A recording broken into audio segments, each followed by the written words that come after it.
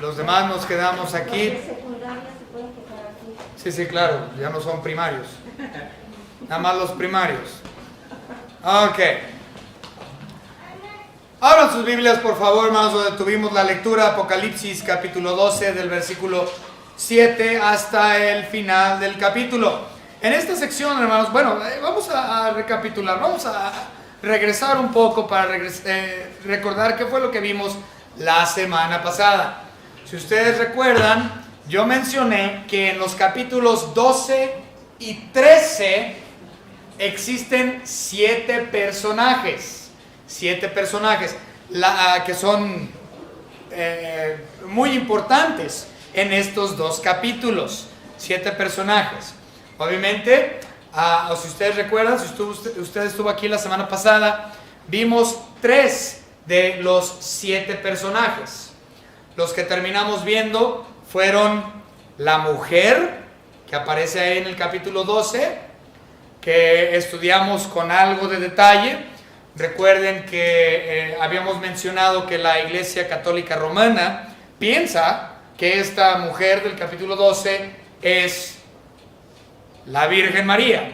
Sin embargo, es totalmente un error, no es la Virgen María ni cercas, porque habíamos estudiado en el capítulo 12 que esta mujer que está con estrellas y con la luna bajo sus pies y todas estas cosas descritas aquí en el capítulo 12 de la mujer, en realidad es un símbolo de Israel por parte del sueño que tuvo José en el libro de Génesis, José el soñador, cuando él soñó que su papá era el sol y que su mamá era la luna y que sus hermanos eran las estrellas, y obviamente sus hermanos, de ahí surge la nación de Israel. Entonces el capítulo 12 de Apocalipsis ni cerca la identifican como, no es la Virgen María ni su parecido, pero así la Iglesia Católica Romana la tiene. Pero hablamos que la identidad de esta mujer es nada más ni nada menos que la nación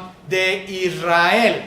Y obviamente el segundo personaje que estudiamos fue el hijo de la mujer, quien habíamos visto que el hijo de la mujer es la persona de nuestro Señor Jesucristo, que comparándolo con lo que dice Isaías capítulo 9, Cristo Jesús le fue nacido a Israel como nación. Por eso es que Israel es la mujer y su hijo es Jesucristo, quien nació de ella, de esa nación.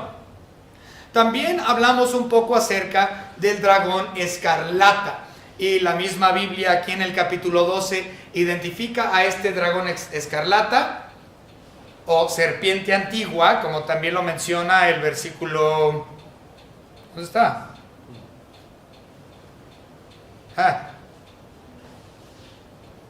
El versículo 3. Okay. El 3. No, perdón, lo llaman la serpiente antigua, perdón, es el 9. Entonces el dragón escarlata y la serpiente antigua es la misma persona, y este personaje, como lo menciona ahí el versículo 9, es el diablo y Satanás. Entonces ese es muy fácil de identificar. Estos son los 3 personajes que nosotros estudiamos la semana pasada. El día de hoy vamos a estudiar acerca seguimos con el tema de angelología, porque vamos a seguir hablando de lo que es ángeles. En este caso, en esta tarde, vamos a estudiar el personaje de Miguel, el arcángel. Es el único arcángel que realmente se le llama por nombre arcángel, que es el arcángel Miguel. Y aparte de él, también vamos a ver nuevamente acerca de angelología, tanto de ángeles buenos como ángeles malos, porque los ángeles vienen aquí registrados en el versículo 7. Entonces vamos a ver un poco de angelología también, vamos a ver los ángeles, vamos a ver nuevamente el dragón de escarlata, vamos a ver nuevamente, como lo acabo de mencionar, Miguel, y también vamos a estudiar acerca de la providencia o la protección de Dios sobre la nación israelita, o en este caso la mujer. Entonces los personajes que vamos a hablar hoy son angelicales. Entonces estamos hablando de Miguel, nuevamente el dragón escarlata y los ángeles. Vamos a comenzar con una oración. Señor Padre, le damos gracias por sus ricas e innumerables y grandes bendiciones que usted derrama sobre los suyos, sobre sus escogidos cada día. Señor, gracias le damos porque esta mañana tuvimos visitas, tuvimos personas que escucharon la palabra de Dios, Señor, y Señor, queremos que gente sea salva, que gente conozca a su Hijo Jesucristo como su único y propio Salvador. Le estamos dando gracias, Señor, por las misiones de esta su iglesia en Buenavista y en Libertad, Señor, y la iglesia de Tala, y la iglesia con nuestros hermanos huicholes allá en Piedra China, y no nada más con las iglesias que nosotros estamos directamente involucrados, Señor, las congregaciones, sino también todo el cuerpo de Cristo, la iglesia universal, su cuerpo, Señor, que está alrededor de todo el planeta, aquellos que verdaderamente son salvos. Gracias le damos por los pastores y los líderes de las iglesias, Señor, que están predicando la sana doctrina y que realmente están alimentando a su grey, Señor, siendo pastores de sus ovejas. Gracias, Señor, le damos por todo, por su pueblo Israel, que ha estado batallando en las últimas semanas con el grupo terrorista Hamas ahí en la franja de Gaza, Señor. Y Señor, sabemos que estamos en los últimos tiempos, en los últimos momentos, últimos segundos. Señor, deseamos ver su segunda venida pronto. En el nombre de su Hijo Jesucristo, nuestro Salvador. Amén. Muy bien, versículo 7.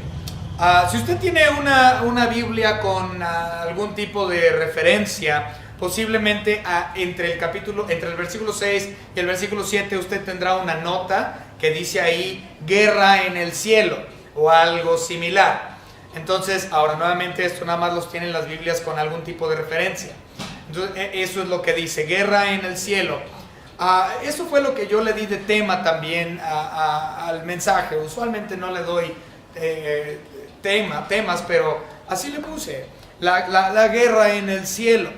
Ahora, en cuestión de la guerra en el cielo, esto es muy interesante. Vamos a empezar con el versículo 7 para poder entender. Dice la palabra: después hubo una gran batalla en el cielo. Miguel y sus ángeles luchaban contra el dragón, y luchaban el dragón y sus ángeles.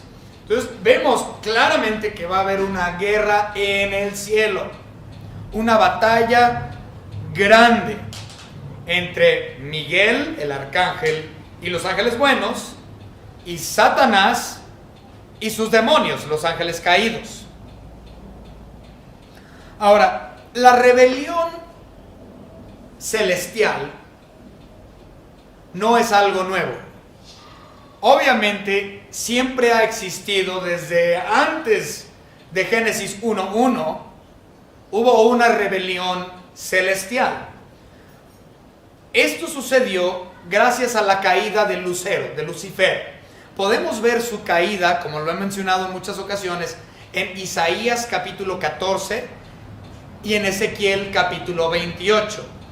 Estos son los dos lugares donde habla de una forma muy amplia acerca de la caída de Satanás. Si gustan leerlo en su casa, lo pueden hacer. Isaías 14 y Ezequiel 28. Cuando Lucifer cayó, porque él quiso ser igual a Dios, quiso ser Dios y fue orgulloso. Cuando esto sucedió, ya habíamos estudiado que él arrastró con él una tercera parte de los ángeles del cielo. Entonces, una tercera parte de los ángeles de Dios fueron engañados por Satanás y ellos aceptaron lo que él tenía que decirles y se rebelaron en contra del Omnipotente.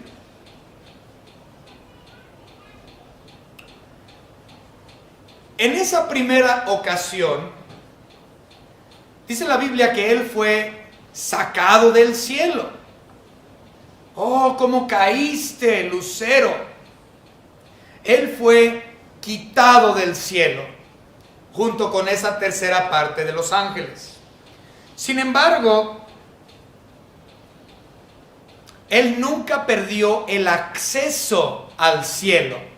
Muchas personas erradamente piensan que Satanás está en el infierno, Recuerden, Satanás nunca ha estado en el infierno. Hasta el día de hoy, él no ha pisado el lago de fuego, él no ha pisado el Hades, él no ha tenido que vivir por el lugar de tortura. Esto no ha ocurrido. Satanás nunca ha estado en el infierno. Fue expulsado del cielo, pero aún teniendo acceso al cielo.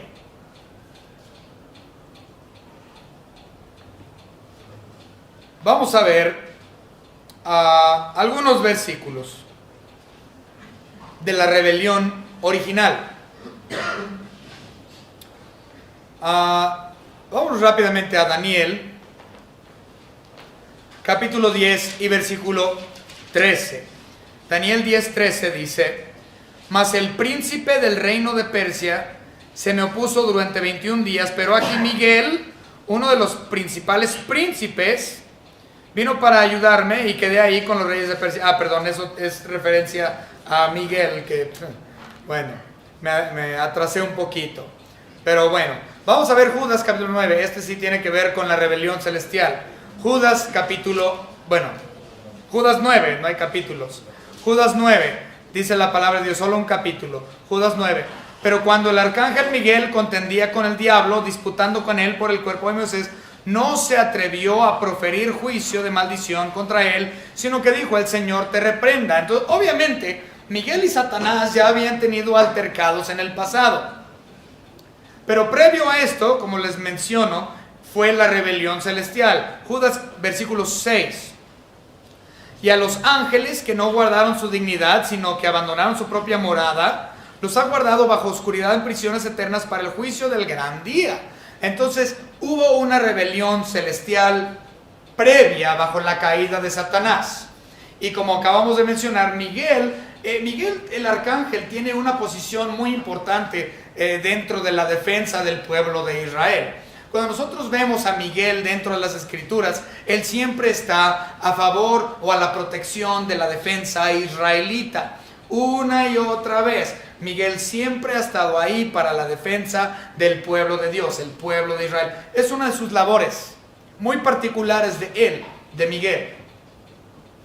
Y en este caso, él, como ya dije, ya habían batallado, ya habían tenido guerra Miguel con Satanás por el cuerpo de Moisés. Y previamente a eso, obviamente, como lo mencioné, en la caída, cuando fue expulsado Satanás. Y nuevamente van a contender, van a tener una guerra en el cielo entre ellos. Como mencioné, Satanás no perdió realmente el acceso al cielo. Vamos a ver Job capítulo 1. Yo creo que en el libro de Job es donde mejor se puede ver esto. Job capítulo 1 y versículo 6. Leemos de la palabra de Dios: un día vinieron a presentarse delante de Jehová los hijos de Dios, entre los cuales vino también Satanás. Es decir, que Satanás estaba en el cielo después de su caída, obviamente, para acusar a Job. Mira, ¿has visto a tu hijo Job? Bueno, dijo Dios, mi hijo Job, él no va a blasfemar mi nombre, él se va a mantener en el camino recto. Claramente podemos ver que Satanás tenía acceso y tiene acceso hasta el día de hoy del cielo. Veamos también Job capítulo 2 y versículo 1. Aconteció que otro día vinieron los hijos de Dios para presentarse delante de Jehová, y Satanás vino también entre ellos presentándose delante de Jehová. Nuevamente podemos ver que Satanás y sus demonios tienen hasta el día de hoy acceso al cielo. Nunca han estado en el infierno. Eso está por venir todavía. Entonces, hay una rebelión o una guerra que va a venir en el cielo. Hasta ahorita, miren, no han tenido una batalla nueva, no han tenido una guerra, siendo que él tiene acceso al trono. Satanás me refiero. No ha habido otra guerra. La Biblia no registra otra guerra después de la rebelión original de Satanás, después de la caída de Satanás. No hay registro de otra guerra. Hasta aquí vemos que va a haber una guerra celestial. Eso implica que algo va a suceder que va a ser tan drástico que lleve a cabo la expulsión de Satanás del cielo de forma permanente, y ciertamente va a incitar esta guerra celestial. Con exactitud, nadie sabe qué es lo que instiga esta guerra celestial. Nadie puede decirlo con seguridad. ¿Por qué se desarrolla esta guerra celestial? ¿No ha habido guerra celestial desde la rebelión original y ahora hay una guerra? ¡Ah, caray! Algo tiene que haber pasado, o tiene que suceder. Bueno, hay muchas personas, yo no sé si yo lo crea necesariamente, pero es interesante esta postura. Algunas personas, algunos comentaristas, son de la idea que a causa del arrebatamiento de la iglesia, esto produce la guerra celestial. Otra vez, muchos creen que por el arrebatamiento de la iglesia que va a suceder previo a los 7 años de tribulación, que a causa de ese arrebatamiento de Cristo de su iglesia, esto causa la guerra celestial. La razón por la cual estas personas creen de esta manera, y les digo, yo no lo descarto, pero realmente no sé si no hay mucha evidencia, pero ellos lo sacan del libro de Efesios. Vamos rápidamente a Efesios capítulo 2. Ahora, observemos aquí en el capítulo 2 que el dominio de Satanás, su potestad o su territorio es el aire. Vamos a ver. 2:2. En los cuales anduvisteis en otro tiempo, siguiendo la corriente de este mundo, conforme al príncipe de la potestad del aire, el espíritu que ahora opera en los hijos de desobediencia. En otras palabras, Satanás tiene potestad del aire, es el príncipe de la potestad del aire. Y estas personas que creen que el arrebatamiento es lo que incita esta guerra, es porque la iglesia va a atravesar el territorio de Satanás para encontrarnos con Cristo en las nubes. Entonces, esta es la postura de ellos, que a la hora de que la iglesia es arrebatada y la iglesia está pasando por lo que es el dominio de Satanás, usando este versículo como referencia, dicen que eso es lo que incita la guerra celestial. Como vuelvo a repetir, esto no es necesariamente mi postura, pero ciertamente muchas personas así lo creen y utilizan ese título que se le da a Satanás para decir que a la hora de que la iglesia es arrebatada, cruzamos entonces por los dominios satánicos y esto incita, por lo tanto, la guerra celestial. Pero como les digo, creo que está un poco muy alejado de algo muy realista, de la realidad. Ok, continuamos. Apocalipsis capítulo 12. Vamos a continuar, hermanos, con los versículos 8 y 9. Pero no prevalecieron, ni se halló ya lugar para ellos en el cielo. Es decir, que Satanás por primera vez queda eliminado totalmente del cielo. Él ha tenido acceso al cielo, como ya estudiamos en Job 1:6 y Job 2:1. Pero ahora él va a perder todo su privilegio celestial. Vean claramente el versículo 8. Pero no prevalecieron, ni se halló ya lugar para ellos en el cielo. Y fue lanzado fuera el gran dragón, la serpiente antigua, que se llama Diablo y Satanás, el cual engaña al mundo entero. Fue arrojado a la tierra y sus ángeles fueron arrojados con él. Entonces, claramente, para aquellas personas que creen que Satanás está en el infierno, Se han equivocado. Satanás ha tenido acceso al cielo todo este tiempo, y hasta que pierdan la guerra celestial a manos del arcángel Miguel y los demás ángeles buenos, ellos van a ser echados del cielo permanentemente para nunca volver a entrar, y van a ser arrojados aquí a la tierra. No tendrán más lugar. Ahora recuerden que el juicio final de Satanás, cuando él finalmente se ha arrojado al lago de fuego, viene más adelante en Apocalipsis capítulo 20. Si quieren acompañarme ahí, Apocalipsis capítulo 20 y versículo 10. Dice la palabra de nuestro Señor: y el diablo que los engañaba fue lanzado en el lago de fuego y azufre, donde estaban la bestia y el falso profeta, y serán atormentados día y noche por los siglos de los siglos. Entonces, hasta este punto, más adelante, es que Satanás es lanzado al lago de fuego. Y de hecho es más allá del milenio. Entonces estamos hablando que Satanás no va a estar en el lago de fuego, sino hasta de aquí a un poco más de 1000 años. Entonces él está lejos de ser lanzado al lago de fuego. Sin embargo, él va a perder todo privilegio para tener acceso al cielo.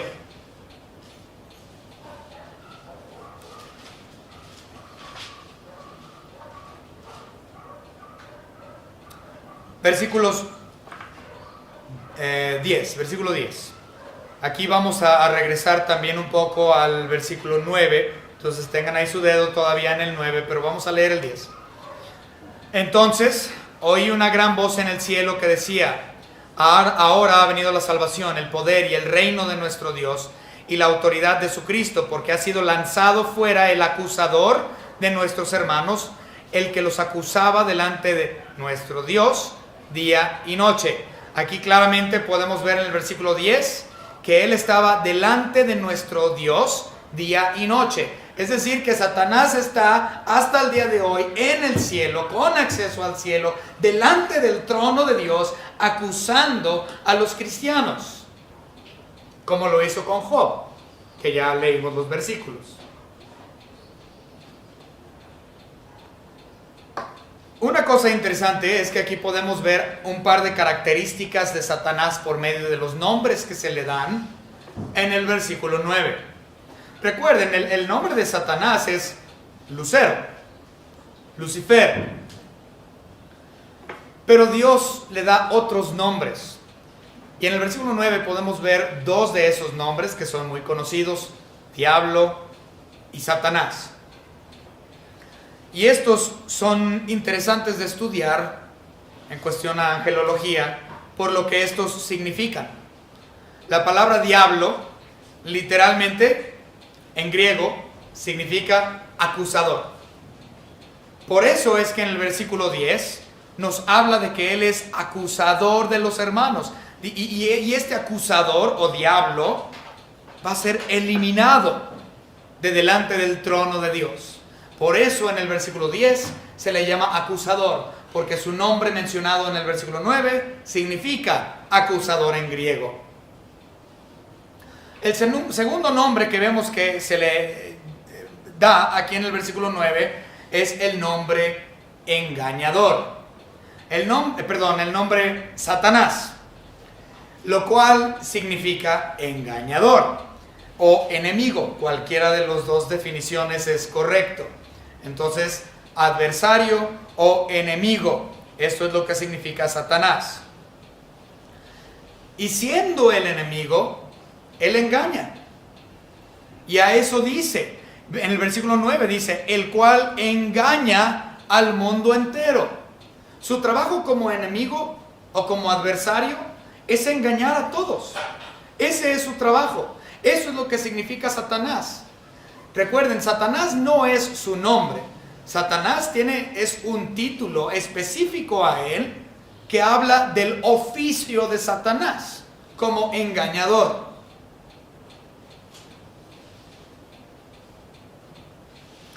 Y obviamente él ha sido engañador desde siempre. Él es el autor del padre de mentira. Vamos a ver unos versículos muy conocidos ya. Juan capítulo 8.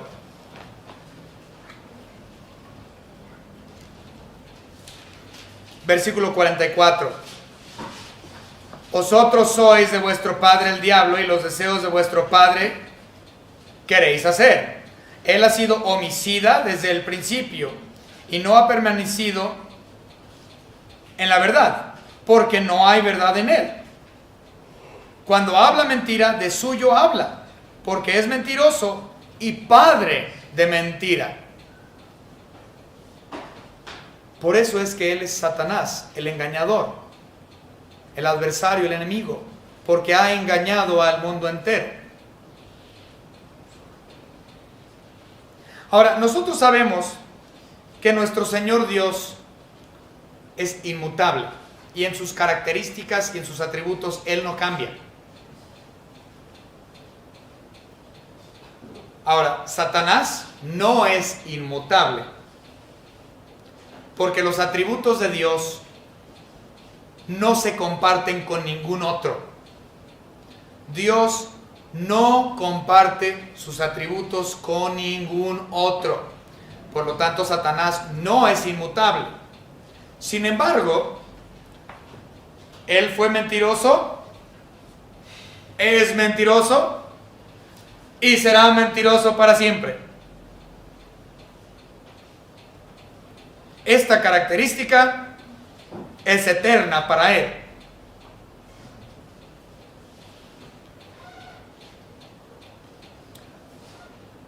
Primero de Juan,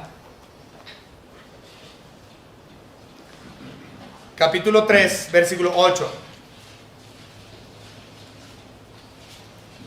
El que practica el pecado es del diablo, porque el diablo peca desde el principio. Para esto apareció el Hijo de Dios, es decir, Cristo, para deshacer las obras del diablo. Imagínense, ¿no? Acabamos de ver ahí en Juan 8:44 y ahora en 1 de Juan capítulo 3:8 que existen los hijos del diablo. Yo he escuchado a muchas personas de decir: no, todos somos hijos de Dios. Todos somos hijos de Dios. Pues es falso. Cristo mismo dice que no todos somos hijos de Dios, que hay hijos de Satanás. Y son mentirosos y son engañosos, al igual que su padre, porque no han recibido a Cristo como su único y propio Salvador. No han sido llamados, no han sido escogidos, no son predestinados, no son salvos y por lo tanto no son hijos de Dios. Son hijos de Satanás. E igual como Satanás, al padre, a la astilla. Pero bueno, el nombre de Satanás implica enemigo, adversario, porque él es padre de mentira y todos sus hijos son igual que él.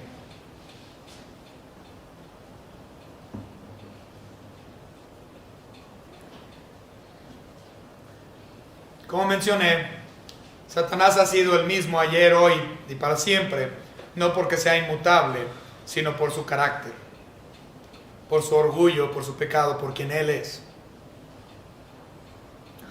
Él engañó y mintió a Eva, y Eva pecó. Tiempo pasado. En la actualidad, él miente y él engaña y la gente peca. Tiempo presente. Y esto no se va a detener ahí, porque al final del milenio, al final del reinado de Cristo Jesús, él va a volver a ser desatado de las cadenas donde él ha estado por 1000 años para engañar y mentir, y la gente va a volver a pecar también. Entonces, tanto en el pasado como en el presente como en el futuro, Satanás es mentiroso y la gente es engañada a causa de sus características y por el pecado suyo. Vamos a ver eso. Apocalipsis capítulo 20. Esto es después del milenio, después de que él sea desatado de sus cadenas por 1000 años. Él va a ser desatado. En Apocalipsis capítulo 20, versículos 8 y 10, podemos ver que él engañará nuevamente a muchos. 8. 28. Y saldrá a engañar a las naciones que están en los 4 ángulos de la tierra, a Gog y a Magog, a fin de reunirlos para la batalla, el número de los cuales es como la arena del mar. Y subieron sobre la anchura de la tierra y rodearon el campamento de los santos, la ciudad amada. Y de Dios descendió fuego del cielo y los consumió. 10. Y el diablo que los engañaba fue lanzado en el lago de fuego y azufre, donde estaban la bestia y el falso profeta. Entonces él va a ser soltado nuevamente en un futuro para volver a sus mentiras y volver a engañar. Nada ha cambiado, ni antes, ni hoy, ni en el futuro. Satanás va a ser el mismo diablo, el mismo Satanás. Y la gente lo va a escuchar, y la gente lo va a creer, y la gente va a caer en pecado delante del Señor.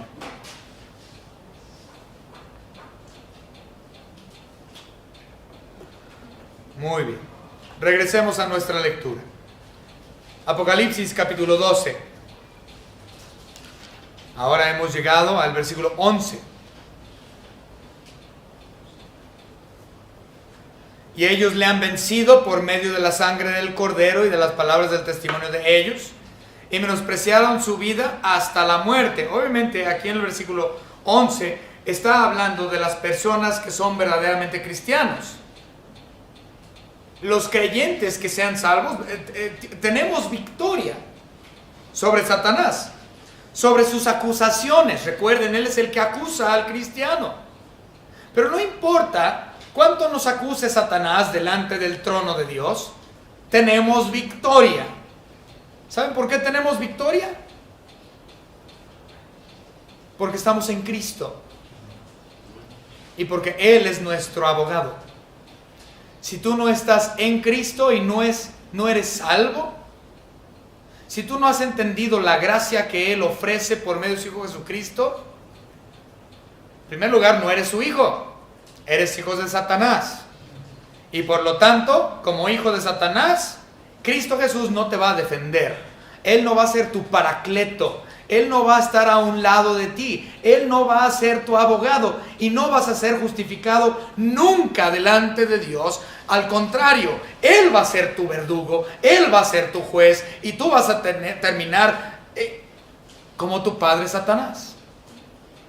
Tal padre, tal astilla. Él va a terminar en el lago de fuego. Y ¿sabes qué? Si tú no conoces a Cristo, tú también vas a terminar donde está tu padre Satanás. En el mismo lugar. Porque no tienes la salvación. Porque no estás en Cristo. Y por lo tanto, Cristo no es tu abogado. No tienes victoria. Pero nuevamente, si tú has creído, si tú has venido a Él en arrepentimiento y has conocido a Cristo como tu único y propio Salvador, tú has tenido victoria. Y no importa cuánto te acuse Satanás delante del trono de Dios, tú tienes victoria. Porque estás en Él y Él es tu paracleto, Él es tu abogado. 1 de Juan, capítulo 2.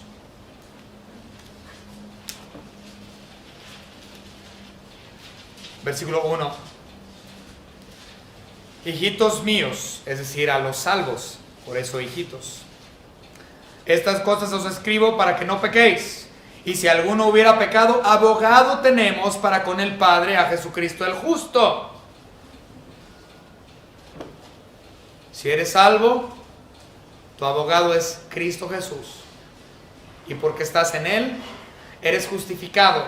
Y no importa cuánto te acuse Satanás, tienes victoria porque estás en Él. Ahora, esto también me llamó mucho la atención y recordamos unos versículos muy parecidos a esto que menciona Pablo. Vamos rápidamente a Romanos para ver qué es lo que dijo Pablo. Romanos, capítulo 8, y vamos a leer los versículos 33 al 39.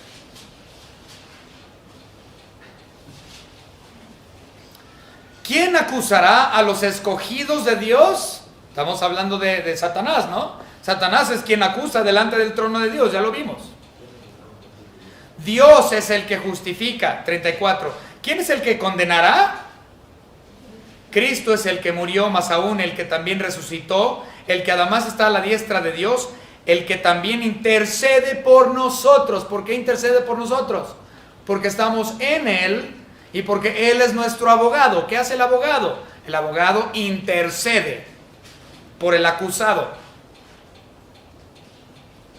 ¿Quién nos separará del amor de Cristo? ¿Tribulación o angustia o persecución o hambre o desnudez o peligro de espada?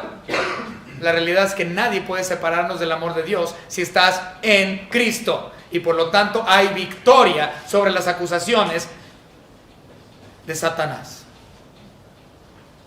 Y si seguimos leyendo, habla acerca de eso. Como está escrito, por causa de ti somos muertos todo el tiempo, somos contados como ovejas de matadero. Antes en todas estas cosas somos más que vencedores. Ahí está la victoria, por medio de aquel que nos amó.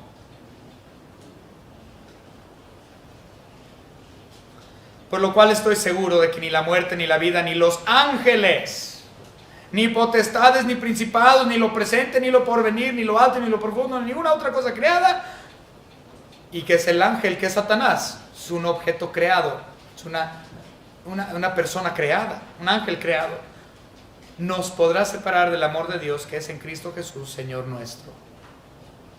Oh, ¡qué precioso! Y podemos claramente ver entonces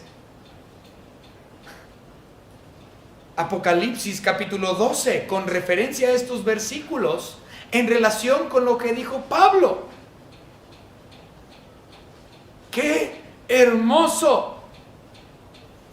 Lo que dice el apóstol Juan aquí en Apocalipsis 12 es idéntico a lo que dice Pablo en Romanos 8.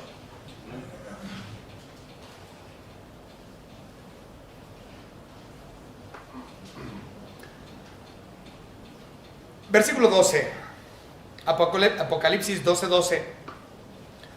Por lo cual alegraos cielos y los que moráis en ellos. ¡Ay! Pongan atención aquí.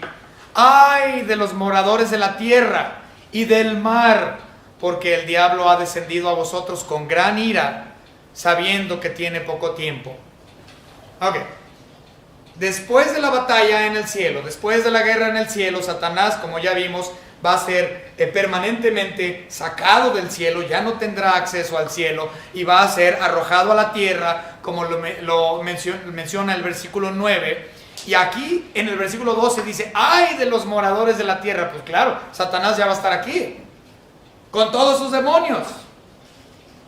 ¡Ay de los moradores de la tierra y del mar! ¿A poco vive la gente en el mar? ¿Son acuáticos? No. Recuerden, estas dos palabras son muy importantes. Los habitantes de la tierra, los habitantes del mar. Porque estos hablan acerca de la tierra, implica Israel. Es decir, la tierra prometida. Es decir, la tierra literal, geografía de Israel. Y cuando menciona la palabra mar, implica todas las naciones gentiles. Todas las otras naciones que no sean Israel, en la Biblia son llamados mar. Entonces, está hablando no del océano, donde no habita humano, nada más los peces y las ballenas habitan ahí, sino que está hablando de mar en referencia a países gentiles. Tierra es referente a Israel específicamente. Entonces, ay de los moradores de Israel y ay de los moradores de todas las otras tierras gentiles. A eso se refiere este versículo 12. Ahora, esto también lo vamos a volver a ver la próxima semana cuando empecemos con el capítulo 13, cuando hablemos de los dos anticristos, no uno solo. Uno es el falso profeta y el otro es la bestia. En el capítulo 13 nosotros vemos, versículo 1, que la bestia, la primera bestia, sale del mar. 13:1. Es decir, que la bestia, el anticristo político, es un gentil. Y si nos adelantamos al 13:11, dice, después vi otra bestia que subía de la tierra, es decir, el falso profeta, el cual es judío, porque este viene de la tierra. Entonces, la primera bestia sale del mar, es decir, va a ser de nacionalidad gentil. El falso profeta en 13:11 es de nacionalidad judía. Entonces, por eso sale de la tierra. Por lo tanto, podemos entender un poquito el versículo 12. Ay de los moradores del mar y de la tierra, de los que son de países gentiles, como de los moradores de Israel.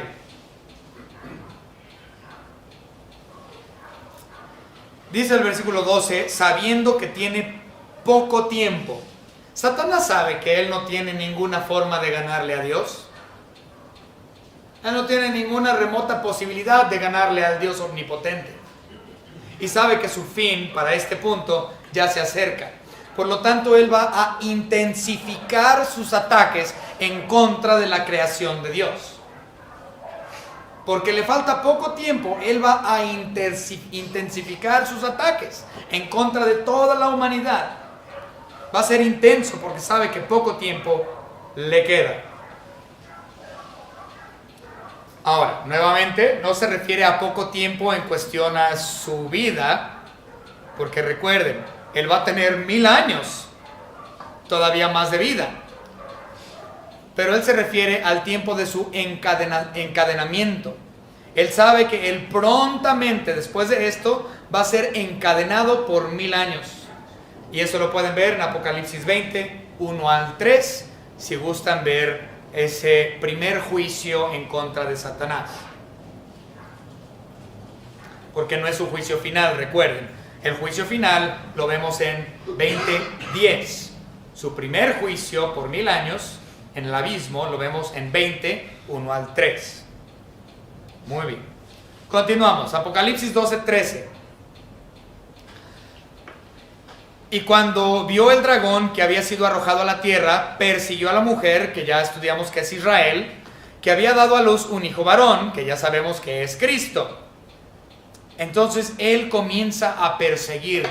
Satanás comienza a perseguir de forma directa al pueblo judío, a la mujer que vio nacer a Cristo Jesús. Él comienza a atacarlos de una gran manera. Pero vemos, claro, la providencia de Dios sobre el pueblo hebreo. Y ahorita vamos a hablar de eso y se va a poner algo interesante. Versículo 14. Y se le dieron a la mujer las dos alas de la gran águila, para que volase de delante de la serpiente al desierto, a su lugar donde es sustentada por un tiempo y tiempos y la mitad de un tiempo. Bueno, ya lo vimos la semana pasada.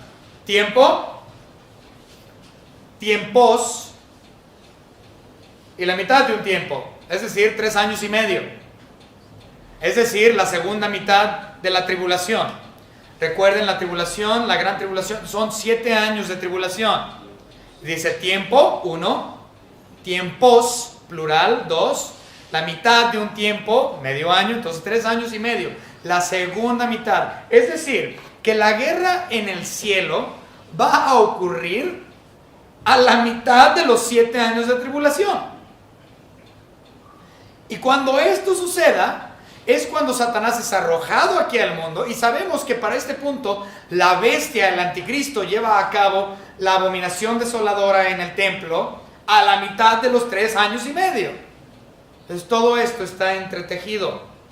Y a partir de eso, la bestia, siendo instrumento de Satanás, va a romper todo pacto político y pacto de paz y todo eso que había existido con Israel, y ahora va a ser un ataque directo en contra de la nación israelita.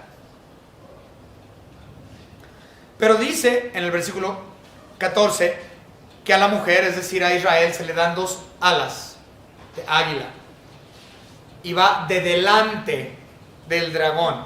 En otras palabras, Israel va a ser veloz. Se le dan dos alas para que éste vuele.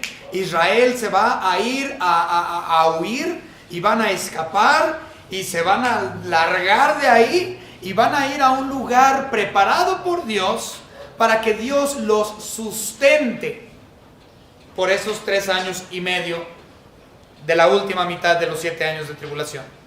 Ahora, creo que yo lo había mencionado anteriormente. Algunos comentaristas, hablando del sustento de Dios de Israel en el desierto, creen que va a ser igual como lo fue bajo tiempo de Moisés. Si ustedes recuerdan, en el Antiguo Testamento, cuando Israel estuvo en el desierto por 40 años ahí rodeándolo, de hecho son 38, pero se redondea a 40. Durante ese tiempo, Dios alimentó a Israel por medio de maná del cielo.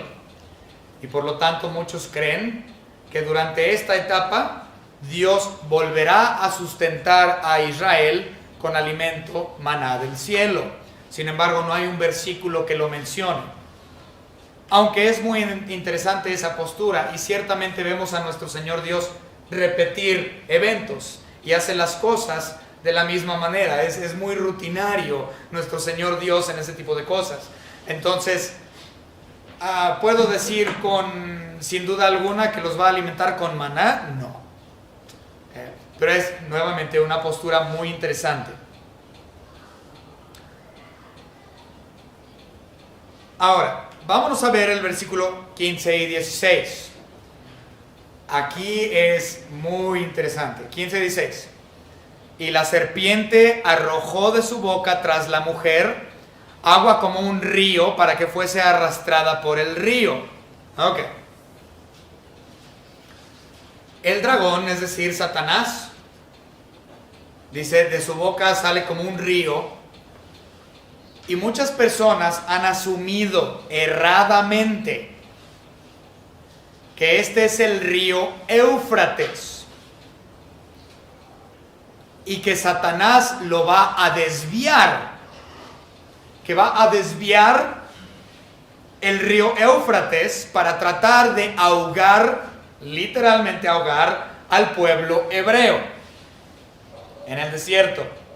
Sin embargo, hay un par de problemas con esa hipótesis.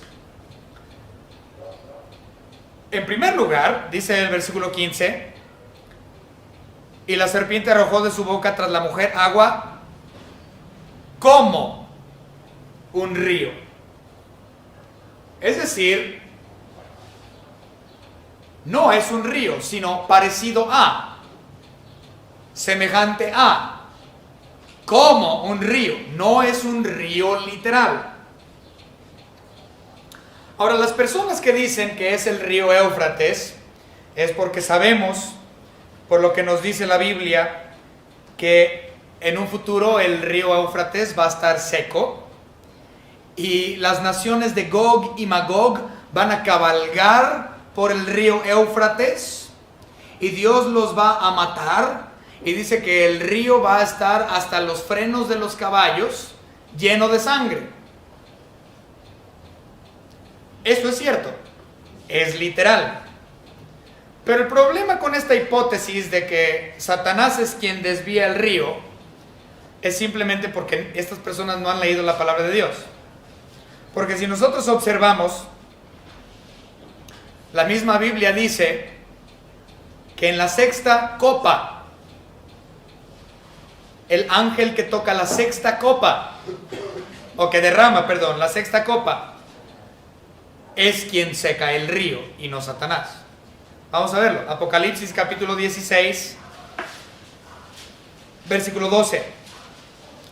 El sexto ángel derramó su copa sobre el gran río Éufrates y el agua de este se secó, para que estuviese preparado el camino a los reyes del oriente, quien obviamente posteriormente van a ser muertos por Dios. Claramente, los que creen que este río es literal y que es Satanás quien cambia el curso del río Éufrates, no han leído su Biblia. Primero dice como río. No es un río literal. Y aquí claramente nos dice que el que seca el Éufrates es el sexto ángel que derrama la sexta copa, y no Satanás. Entonces, esto nos lleva a entender, bueno, si no es el río literal, entonces ¿qué es?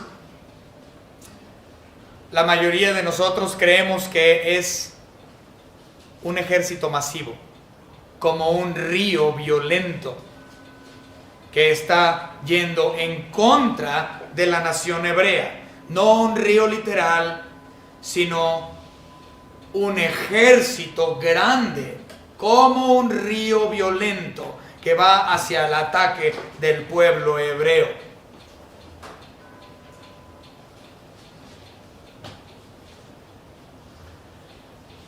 Y si lo tomamos de ese punto de vista, ahora observemos lo siguiente. Versículo 16, pero la tierra ayudó a la mujer, pues la tierra abrió su boca y tragó el río que el dragón había echado de su boca. En otras palabras, la tierra se va a tragar al ejército de Satanás. ¿Cómo? Bueno, la Biblia habla acerca de muchos terremotos durante esta etapa del planeta. Nos habla acerca de un terremoto en el 6:12, de otro terremoto en el 8:5, de otro en el 11:13, de otro en el 16:8, y Cristo nos habla de terremotos en Mateo 24:7. Por lo tanto, sabemos que va a existir un gran número de terremotos durante el lapso de los 7 años de tribulación. Es posible, entonces, que este ejército que va en contra de Israel sea tragado por la tierra a causa de un terremoto preparado por Dios para proteger a su pueblo Israel. Versículo 17. Entonces el dragón se llenó de ira contra la mujer, de la descendencia de ella. Perdón, ¿qué dije? Entonces el dragón se llenó de ira contra la mujer y se fue a hacer guerra contra el resto de la descendencia de ella, los que guardan los mandamientos de Dios y tienen el testimonio de Jesucristo. En otras palabras, Satanás se va a ir contra todo creyente, contra todo santo de la edad de la tribulación, sean judíos o gentiles, pero aquí dice de la descendencia de ella. Pero recuerden, todos los que son salvos, que verdaderamente han aceptado a Cristo como su Salvador, hemos sido injertados a ese olivo. Dice el libro de Gálatas y ciertamente dice también Romanos. Somos adoptados, somos hechos hijos de Abraham. Por lo tanto, está hablando no nada más de los judíos, sino de todos la descendencia del pueblo escogido de Dios, tanto gentil como judío. Todos los santos de la tribulación van a ser el blanco de Satanás. Ahora, el hecho de que guardan los mandamientos de Dios y tienen el testimonio de Jesucristo, estos son rasgos o características de un verdadero creyente. Por lo tanto, entendemos que está hablando de todos los santos de esa edad. Va a haber una persecución enorme de todos los creyentes, porque Satanás va a estar frustrado, porque no va a poder vencer a Israel, porque Dios mismo los está sustentando por esos últimos 3 años y medio. Y este último versículo, el versículo 17, obviamente va de la mano con el 13:7. Vamos a ver 13:7 y aquí vamos a terminar. Y se le permitió hacer guerra contra los santos y vencerlos. También se le dio autoridad sobre toda tribu, pueblo, lengua y nación. Entonces, Satanás va a tomar y girar su enfoque de Israel, porque no puede con ellos, y va a ver a todos los demás que han creído en Cristo y va a ser un ataque inminente en cuestión. Va a ser horrible la persecución de los creyentes durante ese tiempo. Y la gran mayoría van a morir. Pero gracias a Dios, aquellos que sobrevivan a ese tiempo y permanezcan hasta el fin, serán salvos de la tribulación y entrarán al milenio. Gracias a Dios por su providencia divina. Espero que esto haya sido de bendición para ustedes y que hayan aprendido un poco más acerca de angelología, un poco más acerca de Miguel, un poco más acerca de la rebelión original, un poco más acerca de la guerra futura y ciertamente un poco más acerca de la guerra que Satanás hará en contra de Israel y de los santos durante esa última mitad de la tribulación. Vamos a orar. Señor Padre, gracias le damos por su palabra donde podemos leer y aprender acerca de estas cosas que sabemos que acontecerán. Gracias, Señor, porque su venida es inminente. Le pedimos, Señor, que podamos ver su arrebatamiento pronto, que nos lleve con usted, Señor. Y también, Señor, estamos esperando con ansias su reinado milenial, su segunda venida, cuando usted venga y complete las promesas que usted ha dejado dentro de su bendita palabra. Anhelamos ver su reino. En el nombre de su Hijo Jesucristo, nuestro único y propio Salvador. Amén.